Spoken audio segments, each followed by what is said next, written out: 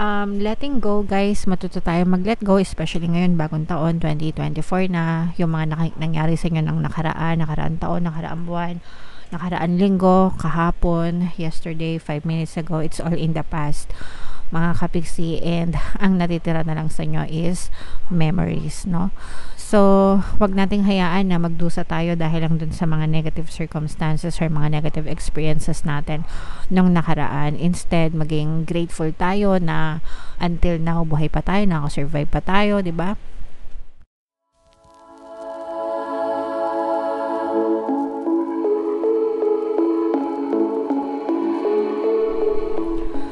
Hello guys, hello Sagittarius, welcome back to Pinay Pixie Tarot. Ang pamagat ng episode natin for tonight is messages from the universe para ngayong January to February para sa Sagittarius, Sun, Moon, Rising, Sign, and Venus. General reading lang guys, pwede mag-resonate, pwedeng hindi, combination ng positive and negative energy mga kapixie. So unahin natin to guys, tingnan natin yung mga messages for you. Comment down below guys if naka-resonate kayo. So, enlightenment mga kapiksi, this will not resonate with all guys, pero if naka-resonate kayo, then this message is for you. For some of you guys, maaari kayo nagkakaroon ng spiritual awakening, okay?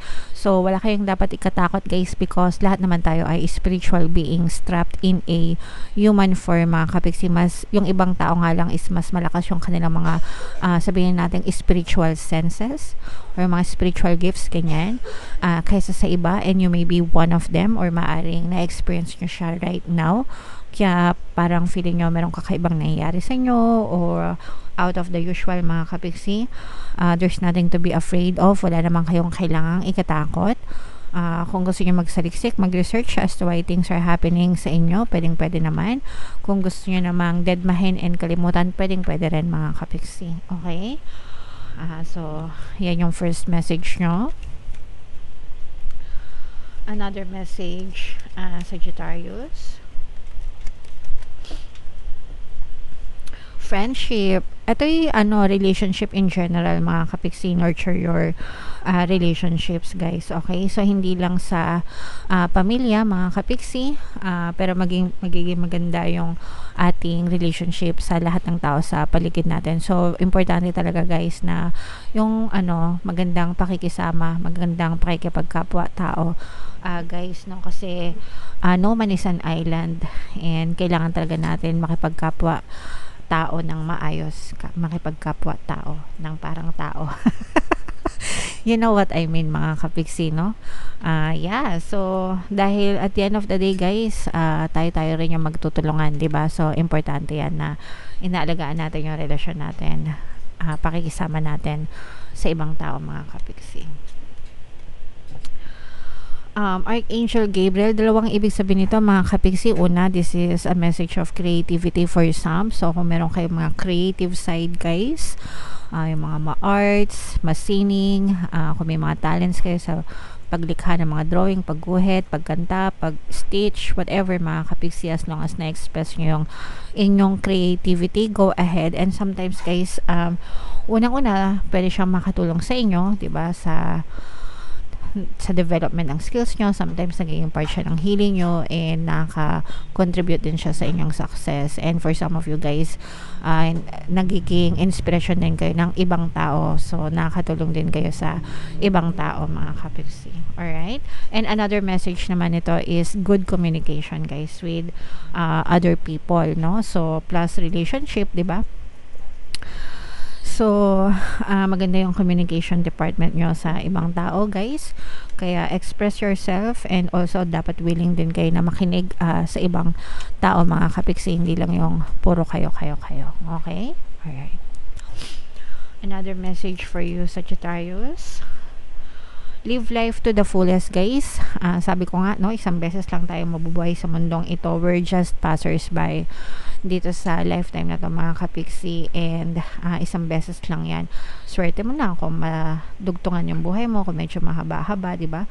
Or kung madugtungan, sometimes merong iba na nagkakaroon ng near-death experience, no? So maswerte sila na nadudugtungan yung buhay nila. So wag nating sayangin yung buhay na pinagkaloob sa atin sa lifetime na to. Instead, be grateful, di ba? Matuto tayo magpasalamat and enjoy natin as much as we could yung ating pamumuhay, mga kapiksi. Spend time with your loved ones and create experiences and memories, mga kapiksi. Okay?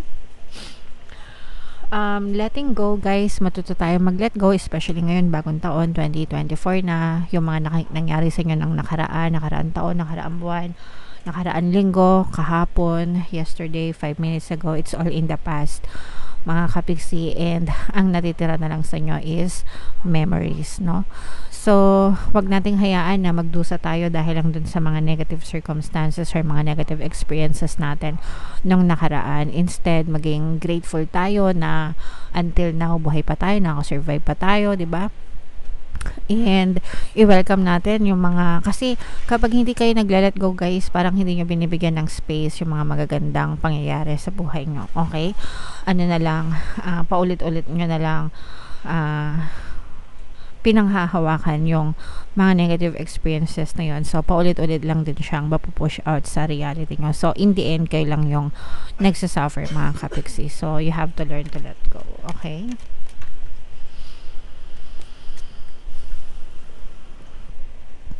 Don't worry, be happy. Okay? So, very simple lang, guys, no? Wag tayong mabuhay, sabi nga, 'di ba? Maiksi lang ang buhay. Learn to let go. Alisin yung mga worries and anxieties, yung mga stress nyo sa buhay, guys. Dapat nila-let go nyo na yan. In the first place, wala namang kayo dapat ipag-alala,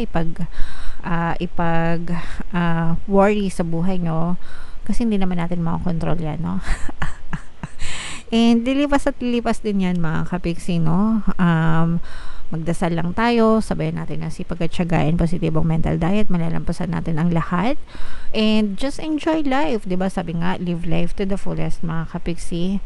You can be, do, and have anything that you want in your life. Just be happy, mga kapiksi. Alright? Okay, so yan yung mga messages para sa inyo, Sagittarius. Bunot pa tayo ng isang card dito, super straightforward ng mga mensahe sa inyo, guys. If ever na naka-resonate kayo, no?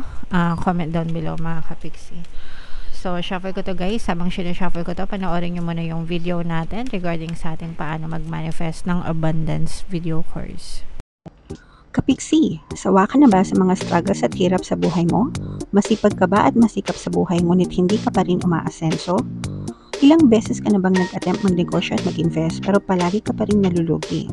Sa pagkakataon na ito ay maaaring may subconscious beliefs ka na nagiging balakid sa iyong pag-unlad at pagyaman. Introducing, paano mag-manifest ng abundance video course. Dito ay matututunan mong ma-overcome ang mga balakid mo para tuluyan ka ng umunlad, umasenso, sumagana, maging matagumpay, successful at maswerte sa iyong kabuhayan, pera, trabaho, negosyo, salapi at kaperahan ng bonggang-bongga. Dali, mag-send na ng email sa pinoypixitaro@gmail.com at simulan na ang iyong pagyaman ngayon. Alright, so sabay-sabay tayong yumaman ngayong 2024, mga kapiksi. Mag-avail na kayo ng course, guys, kasi sobrang ganda talaga niyan. And good news, mga kapiksi, dahil magbibigay ako ng 1 free pampaswerte subliminal sa lahat na mag-avail ng course until January 31, kaya mag-avail na kayo, guys. And meron din tayong email coaching, manifest your desires using the law of attraction. If meron kayo mga specific na gusto nyong i-manifest, pwedeng love and relationship, guys, pwedeng money or career, pwede kayo magpabook ng email coaching session with me. Mag-send lang kayo, guys, ng email sa pinoypixitaro@gmail.com. So, play. Saktong-sakto parehas, Dolphin, mga kapiksi. Diba sabi nga dito kanina, don't worry, be happy. Tapos dito naman, play, mga kapiksi. Kaya, wag na talaga kayo mag-worry, guys. Halisin nyo na yung stress and anxieties nyo and magsaya lang tayo. Basahin natin tong message for you, guys. Swim in the happy joy of living. Inhale confidence and exhale fear. Dive into your wisdom. Go with the flow. No? So, saktong-sakto, guys, talaga, don't worry, be happy, have fun, celebrate, magdiwang, diba? Kumbaga, enjoyin lang natin yung ating experience dito sa ating buhay. Imbis na sayangin natin yung araw natin sa kakaisip ng mga problema, ng mga complaint, sa buhay natin, i-shift natin siya into gratitude mga kapiksi, kasi kapag shift nyo siya sa gratitude guys, unang-una, na-appreciate nyo yung mga blessings, therefore more blessings yung dadating sa inyo. Pangalawa, nalilesen, at saka malilesen talaga yung pagrereklamo nyo pag palagi kayo nagpapasalamat mga kapiksi. Okay? So nawawala kayo dun sa negative vibration, mas nakaka-focus kayo sa positive vibration mga kapiksi. Inhale confidence, no? Inhale nyo yan, langhapin nyo yung confidence mga kapiksi, and exhale nyo yung mga fears and doubts naman. So yung fears and doubts, yan yung mga nagkakos ng mga stress, ng mga worries, ng mga anxieties, dahil pag palagi nyo iniisip yung mga kinatatakutan nyo, yung mga pinagdududahan nyo sa buhay, doon yan ang ugat ng yan ang ugat ng pagkasira ng buhay, no? Fear. Kaya dapat wag nyo siyang bigyan ng space sa buhay nyo. Pagdating sa fear, no, palagi ko nga sinishare yung sinabi ng author ng Dune na novel, no? Sabi niya doon, I must not fear. So i-comment nyo na rin yan sa baba guys, I must not fear. Fear is the mind killer. Sorry, nawala ako.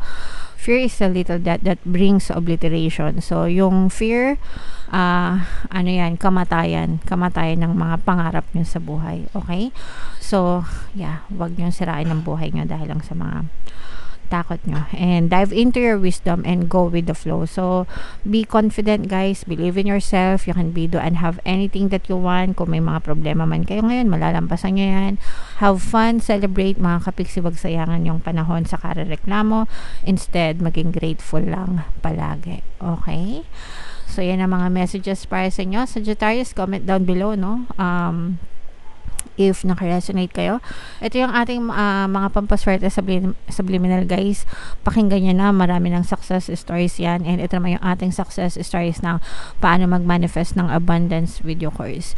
Click here to subscribe guys, and click here to join our membership program. Thank you for liking, sharing, and subscribing. See you again next time. I love you all guys. Have a nice day. Bye bye.